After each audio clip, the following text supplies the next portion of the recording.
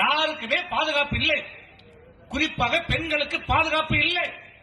தினந்தோறும் கொலை, கொள்ளை, கற்பழிப்பு, இதை தவிர எதுவுமே இந்த ஆட்சியில் நடக்கல.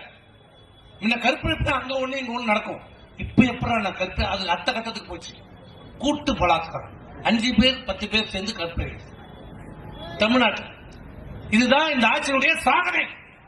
எங்க பார்த்தாலும் கூட்டு பலாத்காரம், பள்ளிக்கு சென்ற மாணவிகள் கூட்டு பலாத்காரம், ஆசிரியர்களால் பாலியல் வன்கொடுமை.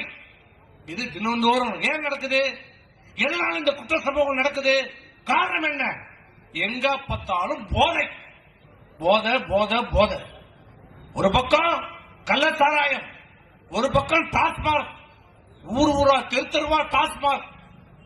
இன்னைக்கு அதெல்லாம் எங்க பார்த்தாலும் கஞ்சா, கஞ்சா, கஞ்சா.